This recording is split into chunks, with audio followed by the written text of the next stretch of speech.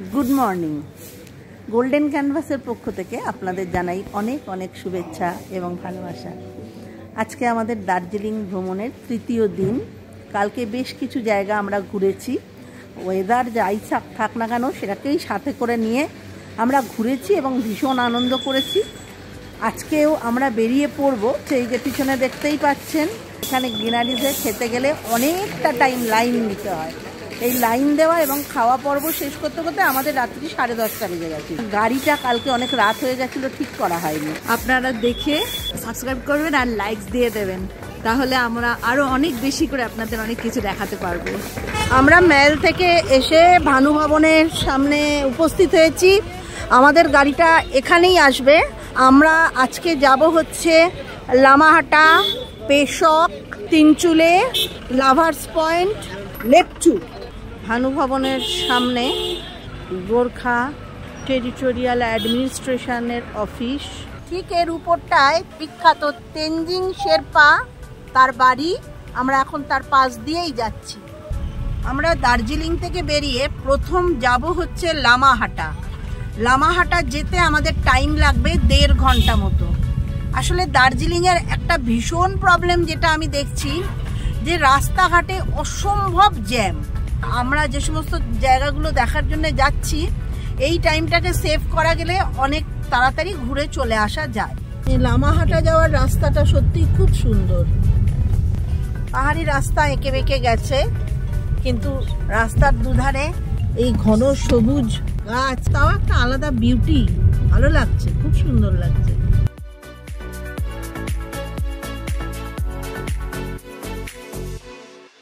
লামাহাটা যাওয়ার পথে রাস্তার ধারে চা বাগান, কি অসাধারণ লাগছে চা বাগান। আর তার মাঝে মাঝে ঝাউ গাছগুলো মাথা তুলে দাঁড়িয়ে রয়েছে। এত সুন্দর সবুজ, ভাবা যাচ্ছে না। কুয়াশায় ঢেকে গেছে, দূরে দৃশ্যমান হচ্ছে না পাহাড়ের গায়ের বাড়িগুলো। আবার পাহাড়টাও এক্ষুনি পুরো কুয়াশায় ঢেকে গেল।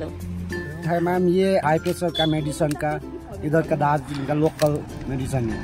और क्या उपकार मिलता है ये पत्ता से? इधर से आपका गला बैठने से वो भी उसमें भी खा सकता है। अच्छा, उसमें भी ले सकता है। আজকের আমাদের গাড়ির সারথি, তোমার নামটা বলো? मेरा दया। দয়া। আচ্ছা, ওর নাম হচ্ছে দয়া। ও খুব ভালো গাড়ি চালায়, মানুষটাও ভালো। তোমার ফোন নাম্বারটা একটু বলে দাও। 7811900163। আচ্ছা, আপনারা যখন দার্জিলিং বেড়াতে আসবেন ওনার সঙ্গে যোগাযোগ করবেন, সুন্দরভাবে ঘুরিয়ে দেবে। রাস্তার ধারে কি সুন্দর সবজি বিক্রি করছে এখানে স্থানীয় এরা। क्या प्राइस क्या है? ये 100 का 4 बंडल है। 4 बंडल 100, मतलब ये जो एक है ये 25। जी जी जी, दो लीजिए 50 में। तुम्हारा जो गार्डन है उधर में ही होता है ये? हाँ, अपना खेती में होता है। अच्छा, इधर आके तुम लोग सेल करते हो।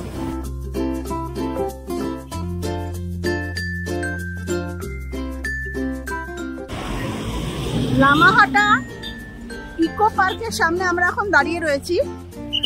এই উপর দিকে উঠবো।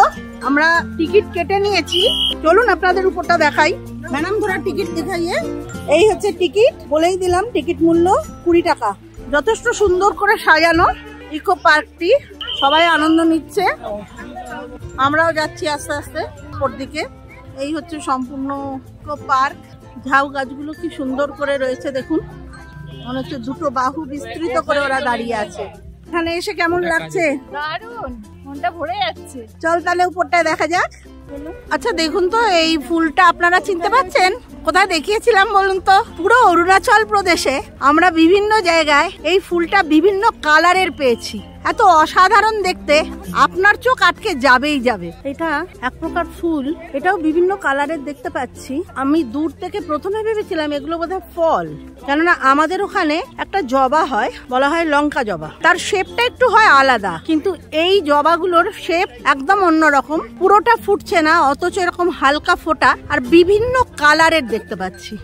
মৌসুমী ফুলের সাথে সাথে এখানে বিভিন্ন ধরনের অর্কিডও আছে। দেখুন, ঘন সবুজ ঝাউ গাছ, এর সৌন্দর্য তো আলাদাই। মাঝে মাঝে বৃষ্টি হওয়ার কারণে মনে হচ্ছে খুব সযত্নে কেউ বোধহয় গাছগুলোকে ধুয়ে দিয়েছে। এত মেয়ে ঘুরে বেড়াচ্ছে, এমন একটা সময় আমরা এসেছি। এই দৃশ্যটা কিন্তু অসাধারণ।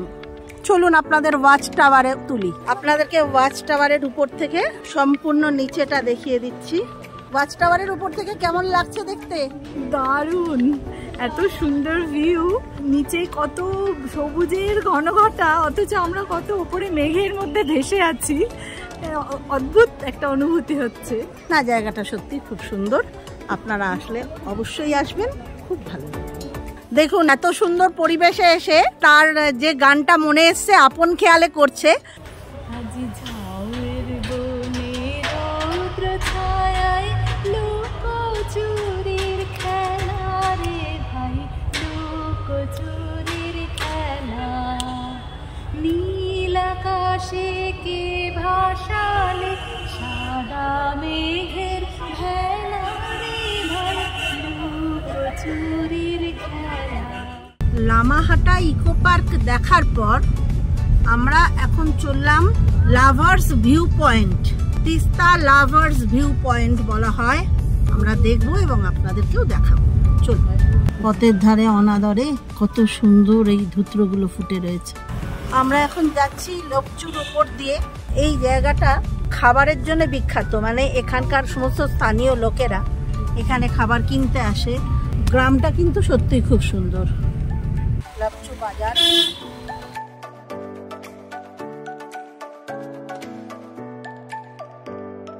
আমরা এসে পৌঁছালাম লাভার্স মিট ভিউ পয়েন্ট।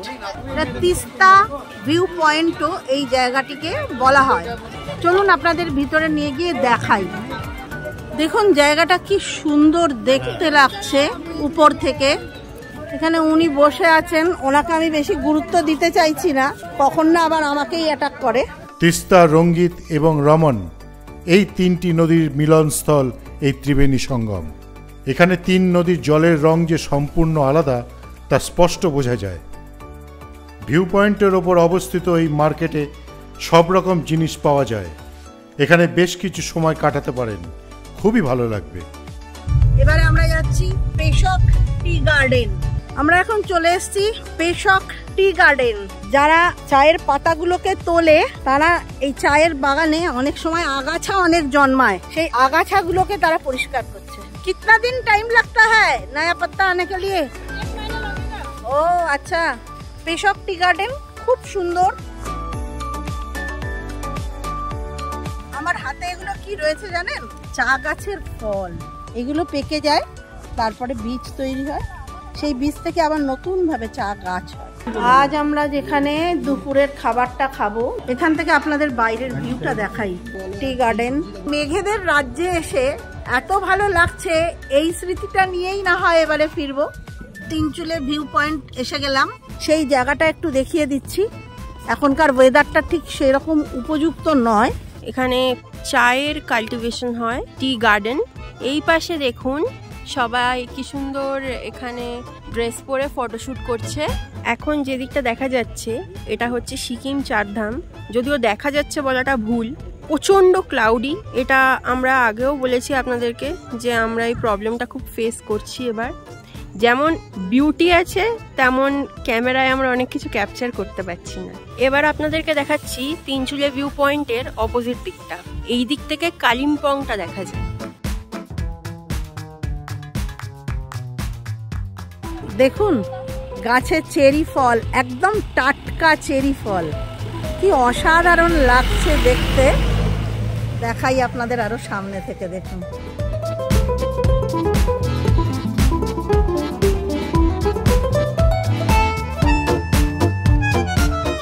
কি অবস্থা। এত মেঘ যে কিছুই দেখা যাচ্ছে না রাস্তায়। একটা আমাদের অন্যরকম অভিজ্ঞতা হচ্ছে দার্জিলিং নিয়ে। মনে হচ্ছে আরো মেঘের ভিতরে ঢুকে যাচ্ছি। এক অন্যরকম দার্জিলিং দেখে আমরা কলকাতায় ফিরবো। কি অসাধারণ। গুড মর্নিং, নমস্কার। গোল্ডেন ক্যানভাসের পক্ষ থেকে আপনাদের জানাই অনেক অনেক শুভেচ্ছা এবং ভালোবাসা। আমাদের দার্জিলিং ট্রিপের আজকে তৃতীয় দিন এবং আজকে শেষ দিন। আগামীকাল সকালবেলা আমরা আবার এনজেপির উদ্দেশ্যে বেরিয়ে যাব। আমরা আজকে দার্জিলিং ট্রিপে লাস্ট যেটা রেখেছি সেটা হচ্ছে ম্যাল থেকে আমরা চলে যাব দার্জিলিং স্টেশনে। সেখান থেকে আমরা জয় রাইড করব 2 ঘন্টার জয় রাইড, এখানকার টয় ট্রেনটা চড়ার ভীষণ শখ ছিল, সেইটা আমরা করব। সেই আনন্দটা আপনাদের সঙ্গেও শেয়ার করে নেব। ততক্ষণ আপনারা আমাদের চ্যানেল দেখতে থাকুন, লাইক, শেয়ার এবং সাবস্ক্রাইব করুন, যাতে আমরা নতুন নতুন ব্লগ আনতে মোটিভেটেড হই। এখন আমরা দাঁড়িয়ে রয়েছি দার্জিলিং ম্যালের উপরে। এই দার্জিলিং ম্যাল অন্ততপক্ষে কয়েকটা দিন ধরে যা অসম্ভব ভিড়ে ঠাসা হয়ে যাচ্ছে সন্ধ্যের সময়টায়, কিন্তু এই সকালবেলার নিরিবিলি ভাবটা দেখে খুব ভালো লাগছে। দেখুন একদম ফাঁকা, ম্যালের উপরকার চেনা ছবি। ম্যালের অন্য আকর্ষণ ঘোড়ায় চড়া।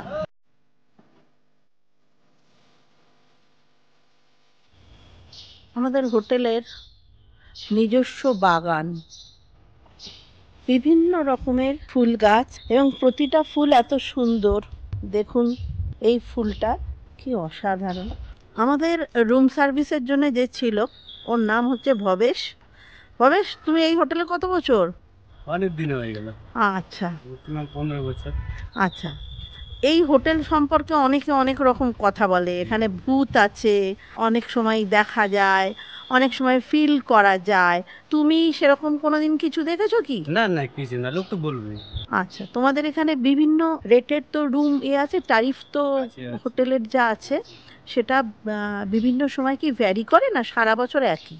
না না, অফ সিজনে 20% ডিসকাউন্ট হয়ে যায়। আচ্ছা, আর সিজনে আপনার ফুল রেট চলে। আচ্ছা, সব রকম মানে রুম সার্ভিস তোমরা প্রোভাইড করে থাকো, এটা আমরা দেখেছি। আমরা 4 দিন থাকলাম, আমাদের যথেষ্ট ভালো লেগেছে। এবং আমি বলবো এই যে ধরনের কথাবার্তাগুলো যেগুলো বাজারে ছড়িয়ে রয়েছে সম্পূর্ণ ফেক। আমি নিজে 4 দিন এই হোটেলটায় থাকলাম, আমি সে ধরনের কোনো কিচ্ছু দেখিনি, কোনো কিছু ফিল করিনি। আপনারা নিঃসন্দেহে এখানে আসতে পারেন, এখানে থাকতে পারেন। যারা ম্যালে থাকতে পছন্দ করেন তারা ঘর থেকে বেরোলেই ম্যাল পাবেন। একদম সুন্দর একটা ঠিকানা হচ্ছে পাইন রিচ হোটেল, গার্ডেনের মধ্যে। এখানে একটা বসবার জায়গা। এই যে রুমটায় বললাম যেখানে বসে আপনি সকালে বা সন্ধ্যায় ভালো আনন্দটা নিতে পারবেন, আপনাদের দেখালাম।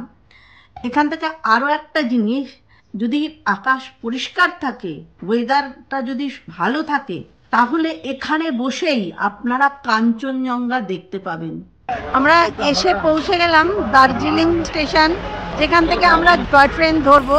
আসতেই 20 মিনিটের উপরে লেগে গেল, তাও আজকে সানডে বলে। অন্যদিন নাকি ভিড় আরও সাংঘাতিক হয় স্টেশনের মধ্যে। এখানটায় যেটা দেওয়া রয়েছে রাইডের ফেয়ার কত আর টাইমিংসগুলো দেওয়া রয়েছে। স্টিম ইঞ্জিন এবং ডিজেল ইঞ্জিন, 2 রকম ইঞ্জিন আছে। স্টিম ইঞ্জিনের টিকিটের দাম জনপ্রতি 1500 টাকা, আর ডিজেল ইঞ্জিন 1000 টাকা। এখানে একটা ট্রেনে প্যাসেঞ্জার বসে গেছে, যে ট্রেনটা একটু বাদেই ছাড়বে। আমাদের ট্রেন টাইম হচ্ছে 9:35, আমাদের এখনো ট্রেনটা দেয়নি। জয় রাইডের একটা স্টিম ট্রেন ছাড়ছে, এটা দেখুন আপনাদের দেখাচ্ছি। এটা হচ্ছে ডিজেল, এই স্টিমটাই হচ্ছে বেসিক্যালি সেই হেরিটেজ। আমরা আজকে ডিজেল ভ্যারিয়েন্টটাতে চড়বো।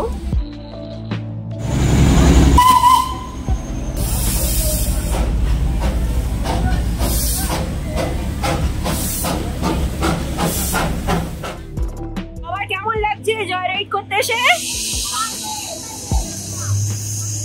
আমরা এখন অপেক্ষা করছি দার্জিলিং রেলওয়ে স্টেশনে আমাদের ট্রেনের জন্য। আমাদের ট্রেনের অ্যানাউন্সমেন্ট অলরেডি হয়ে গেছে, আর সবার এক্সাইটমেন্ট লেভেল চরম, প্রচণ্ড বেড়ে গেছে। কারণ বাড়ি থেকে সবাই মানে বড় হলেও বাচ্চাদের মতন জয় রাইড করবো এরকম একটা করে গেছে। তো যাই হোক, আমাদের ট্রেন আর কিছুক্ষণের মধ্যে চলে আসবে, প্ল্যাটফর্ম নাম্বার 1-এ দেবে, সেই অ্যানাউন্সমেন্ট হয়ে গেছে। আমরা সবাই অপেক্ষা করছি, এক্সাইটমেন্ট, দেখা যাক কি হয়। এখন অপেক্ষা করতে করতে ইতিমধ্যে আমার সাথে মোস্ট এক্সাইটেড মানুষ চলে এসছে, যে টয় ট্রেন চড়ার জন্য সবাইকে পাগল করে দিয়েছে পুরো গ্রুপে। তো আমরা প্রথমে একটা টাইমে বলেছিলাম আমরা টয় ট্রেন চড়বো না, জয় রাইড করবো না। বললো না, আমি দার্জিলিং যাচ্ছি, টয় ট্রেন আমি চড়বো না। তোমার কেমন লাগছে? আমাদের ট্রেনটা ঢুকছে, এই ট্রেনটাতেই আমরা উঠবো।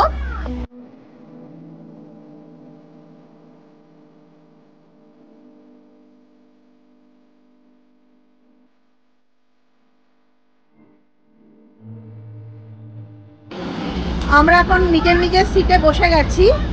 মা, তোমার কেমন লাগছে? তুমি এনজয় করো। ঠিক আছে, এখন ছেড়ে দিয়েছে, আমরা এখন যাচ্ছি।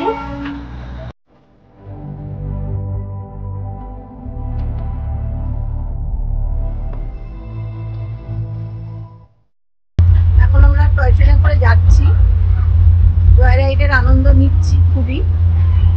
আর একটা ইনফরমেশন আপনাদের সঙ্গে শেয়ার করে দিই, সেটা হচ্ছে এনজেপি থেকে কার্শিয়াং অবধি টয় ট্রেন চলে, ওটা প্যাসেঞ্জার ট্রেন। যদি কেউ এনজেপিতে নেমে দার্জিলিং পর্যন্ত প্যাসেঞ্জার ট্রেনে আসতে চায় সেটাও তারা করতে পারবে, যদিও সময়টা এমনি বাই কার আসলে যেটা লাগে তার থেকে অনেক বেশি লাগে, কিন্তু ওটা একটা আলাদা রকম এক্সপেরিয়েন্স। টোটাল শহরটাকে দেখতে দেখতে দার্জিলিংয়ে চলে আসা যায়, তো সেটাও আপনারা করতে পারেন।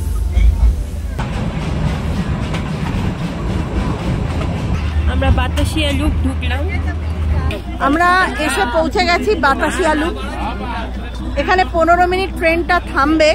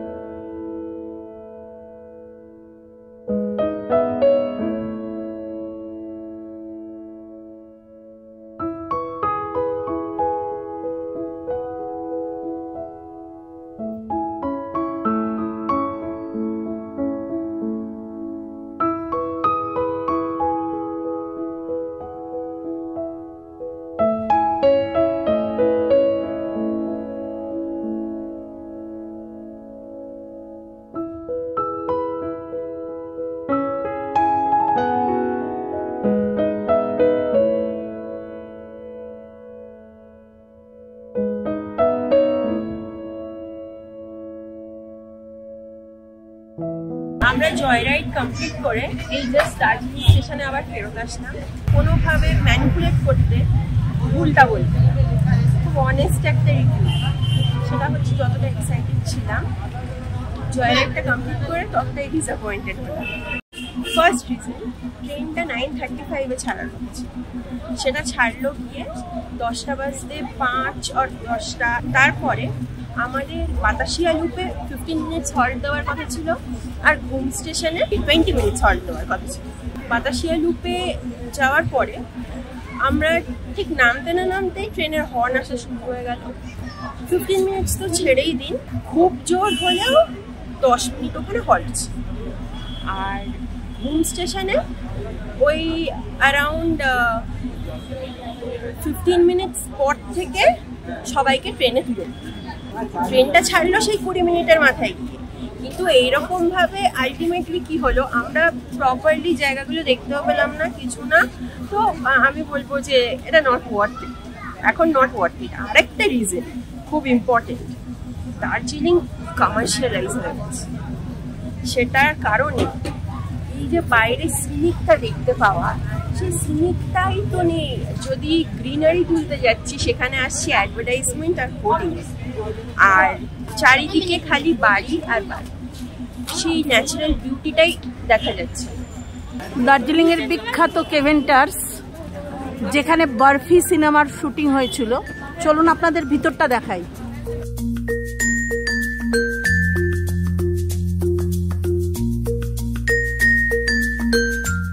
বরফি সিনেমার শুটিং যখন হয়েছিল, যে টেবিলটাতে বসেছিল লাস্ট সোজা যে টেবিলটা দেখতে পাচ্ছেন, এইটাই।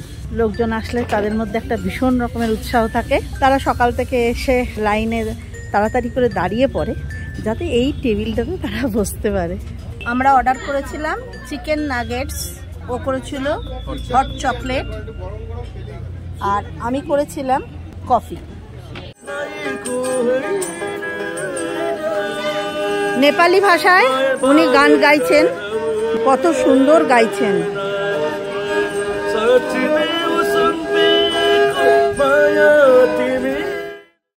Good morning. গোল্ডেন ক্যানভাসের পক্ষ থেকে আপনাদের জানাই অনেক অনেক শুভেচ্ছা এবং ভালোবাসা। আজকে আমরা লাস্ট দিন আমাদের দার্জিলিংয়ের, আমরা লাস্ট দিন বলতে আমরা আজকে বেরিয়ে চলে যাব এনজেপি কিছুক্ষণ বাদেই। এখন সকাল 7টাও বাজেনি, আমরা ম্যালের উপরে দাঁড়িয়ে রয়েছি। বিখ্যাত হোটেল শ্যালির সামনেই আমরা দাঁড়িয়ে আছি। এই সময় প্রচুর মানুষ দার্জিলিংয়ে এসছে, মনে হচ্ছে এখানে যেন একটা বড় মেলা বসেছে। যাই হোক, অনেক স্মৃতি নিয়ে আজ আমরা ফিরে যাব। ম্যাল থেকে একদম সোজা রাস্তা, এই রাস্তাটা চড়াই উতরাইয়ের কোনো ব্যাপার নেই। এদিকে হচ্ছে নিউ মহাকাল মার্কেট। মন্দির যাওয়ার সিঁড়ি, এখান থেকে উপরে যেতে হবে।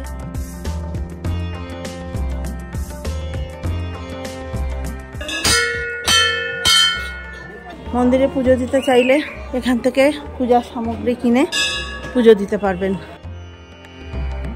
মন্দির অনেক উপরে, আমরা নিচে থেকে অনেকটা চড়ে মন্দিরের উপরে আসলাম। রাম লক্ষ্মণ सीता এবং ভক্ত হনুমানজি, बजरंगबली हनुमान जी की मूर्ति एखाने। ये मंदिर कितना साल पुराना है? कम से कम 300 साल पुराना है। 300 साल पुराना है।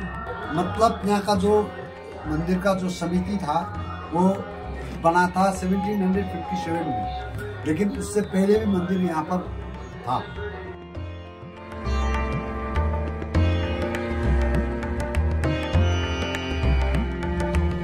মন্দিরে এসে হাতে ধাগা বেঁধে নিলাম, আমরা দুজনেই ধাগা বেঁধে নিয়েছি। নন্দী বাবা বসে আছেন।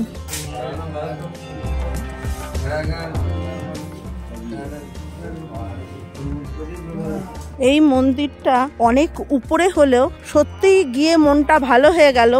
খুব সুন্দর মন্দির। আমরা যে এই নেহেরু রোডের ওপরে পাইন রিজ হোটেলে ছিলাম, এর কাছাকাছি বেশ কিছু হোটেল আছে, কিন্তু এখান থেকে অল্প একটু এগোলেও সেই সমস্ত হোটেলের রেট অত্যন্তই বেশি। যদিও এটা সিজন বলে সব হোটেলের রেট পার ডে কোনো 6000 টাকা, 4000 টাকা, 7000 টাকা এরকম বিভিন্ন রকম। যদিও অফ সিজনে সেগুলো সবগুলোরই দামটা অন্যরকম থাকে।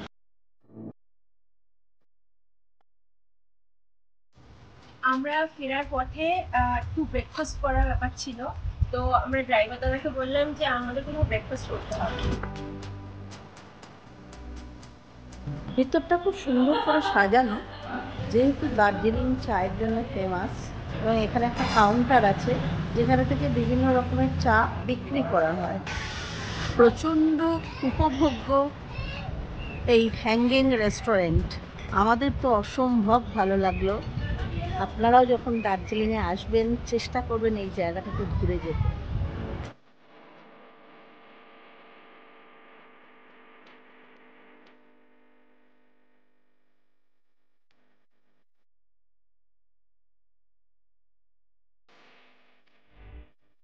আমরা দাঁড়িয়ে রয়েছি নিউ জলপাইগুড়ি স্টেশনে। অলরেডি বন্দে ভারত এক্সপ্রেস দিয়ে দিয়েছে, যেটা হাওড়া জংশন অবধি যাবে। আমরা এই ট্রেনটাতেই যাব। আমরা C1 কোচের সামনে এসে অপেক্ষা করছি। 3:05 বন্দে ভারত ছাড়বে। এখন সাফাইয়ের কাজ চলছে, তাই জন্য আমরা স্টেশনেই অপেক্ষা করছি। বন্দে ভারত ট্রেনে ওঠার এক্সপেরিয়েন্স আমার লাইফে প্রথম হবে।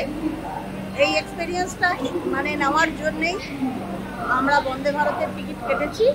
কেমন লাগে? ভিডিওটা ভালো লাগলে লাইক, শেয়ার এবং সাবস্ক্রাইব করতে ভুলবেন না।